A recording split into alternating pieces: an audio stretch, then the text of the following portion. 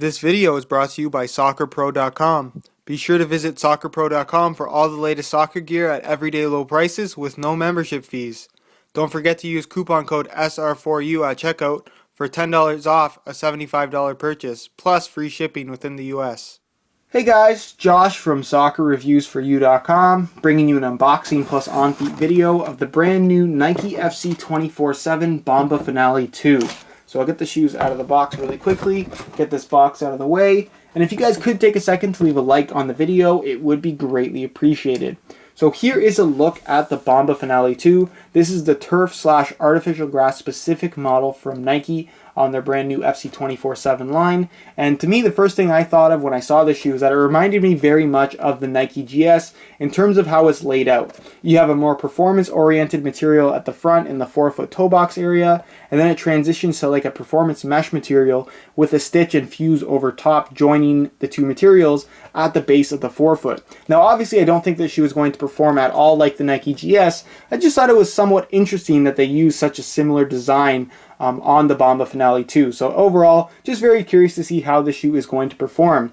Now just touch on the colorway very quickly, because it did surprise me when I had it in person, is that you do have this very bright total orange taking over the majority of the shoe on the upper as well as on the base of the sole plate, your black and white accents throughout, but of course this little mesh section you have going through the midfoot and heel isn't actually black. It's called Sequoia on the box, and you can see against the black laces that it's actually like a dark green color. So if you're expecting to have an orange, black, and white shoe, throw in some green in there, and that's what you're going to get from the Bomba Finale 2. So just keep that in mind. I didn't want it to be too shocking when people got this in their hand and realized there was green on the upper, because it is actually green. It's not a mistake.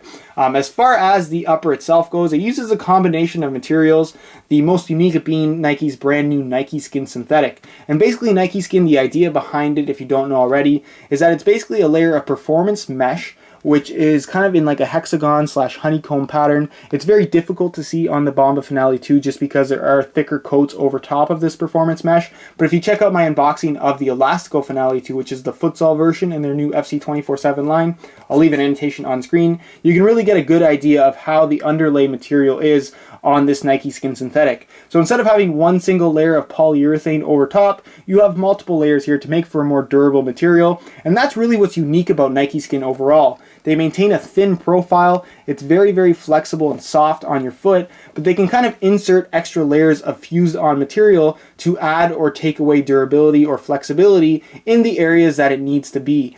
So it's very kind of apparent on the Bomba Finale in that they have inserted fused materials in kind of all the high wear zones to kind of avoid any kind of durability issues. And for the most part, this shoe feels very solidly built, and I'd be very surprised if I ran into durability issues with it. But for the most part, just a unique synthetic, and it's cool that they can insert these high wear zones on the shoe and just kind of decrease any kind of durability issues and sole separation, which is something, like I said, I don't expect to have with this particular model.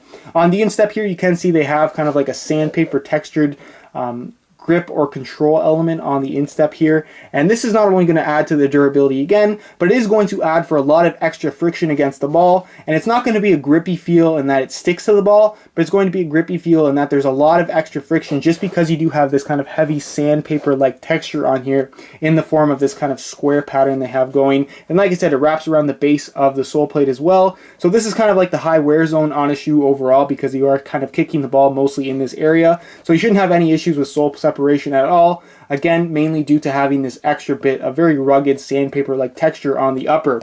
Now, joining at this fuse line right here, you can see the stitch where the two materials join, and then right here on the inside as well, it transitions to like a performance mesh material, and it's not just straight mesh. If you look on the inside here, you can see the orange support bands there. So there is some breathability to it, but for the most part, it is fairly dense, and I don't think air is going to pass through all that easily. Like I said, you're going to have that nice kind of flexible feel about it, but there still is lockdown once you pull the laces tight, because you do have those support bands on the inside.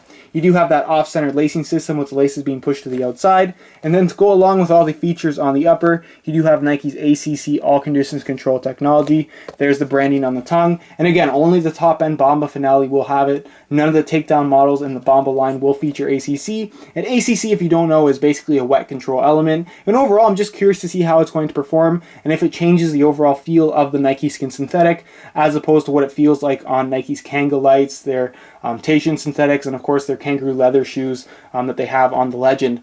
So overall, that is kind of the majority of the upper here. The shoe itself has a cut and overall look very similar to the Laser 4 in my opinion, especially in terms of how it's cut in the heel area. Fairly deep fit, and there is a little bit of extra bulk here on the inside to provide that nice comfort. You do have like a perforated synthetic material on either side with a mesh liner at the back to lock your heel in place, so that's definitely a good thing. As far as the outsole goes, it is turf/artificial grass specific, so if you want to use this shoe as an indoor soccer shoe, personally I wouldn't recommend it. It's not intended to be used on that type of surface, which is why you have a very aggressive tread pattern on here. Now you have these kind of hollowed out round studs towards the outside of the forefoot, and that's mainly the points on your foot where you're going to be pushing off. And then of course you do have these same kind of studs here at the outside of the heel, which is where you're going to be landing when you are running. So these are kind of the high wear zones where you're going to be getting the most grip without having that clingy feel on turf or artificial grass, which is really important. And then of course you have these kind of rectangular lugs scattered throughout in different patterns to provide a little bit of grip, but for the most part stability in the parts where you need it as well.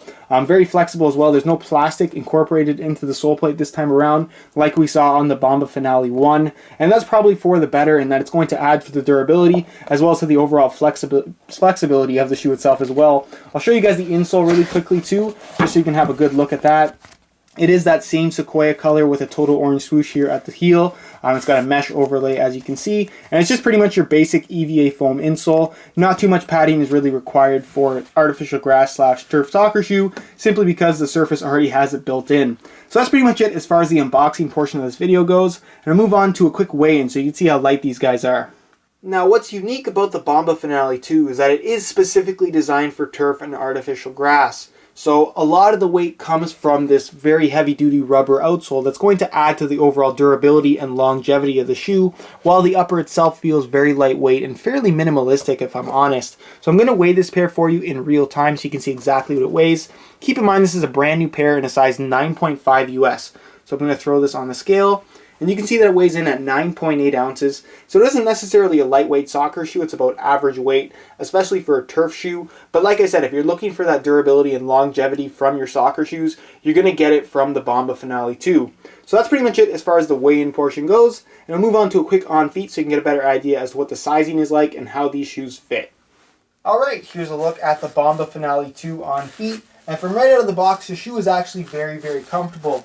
The Nike Skin Synthetic at the front is pretty soft and flexible from right out of the box, so minimal break-in time is required. And for the most part, the shoe overall is just very comfortable. In terms of width and how the shoe fits, this is one of those shoes that I really do feel will fit everybody, whether you have narrow to wide feet. I have about average width feet here, and there's plenty of room in the width if you did have wider feet. And even with average width feet, the fit is very comfortable when you pull the laces tight, even with that off-center lacing system. Just keep in mind that you're not going to get much stretch out of the upper, mainly because it is made 100% out of synthetic materials. As far as sizing goes, I'm wearing a size 9.5 US in this particular shoe, which is a half size larger than I would normally wear in most Nike models. But just like the previous versions of the Bombas, I would recommend going up a half size in comparison to other Nike shoes, just because they do run about a half size small. So like I said, I'm wearing that 9.5, and the fit and the length is pretty much perfect. So if you are looking to order a pair, I would strongly recommend going up a half size. That's pretty much it as far as the on-feet portion of this video goes, and I'll leave you to my final thoughts. Alright guys, that's it for my unboxing plus on-feet video of the Bomba Finale 2. I'm going to get to reviewing these guys as soon as possible, so expect to see that full review up hopefully in the next couple of weeks on my website. In the meantime, if you do want to find the review page, I will leave a direct link down below in the description. And right now you will find the high quality images of this exact pair here, as well as buy it now links with the best prices online, including some exclusive SR4U coupon codes to get you some additional discounts if you are interested in ordering a pair for yourself. If you have any questions regarding this shoe, feel free to leave a comment down below. And if you guys could leave a like on the video, it would be greatly appreciated. If you did enjoy today's video and you're not subscribed already, be sure to hit that subscribe button for daily videos on all the latest soccer gear. And if you guys want to follow me on any of the latest social media platforms such as Facebook, Twitter, or Instagram, you can find links to all of those down below in the description. Other than that guys, I hope you enjoyed today's video, and as always, thanks for watching.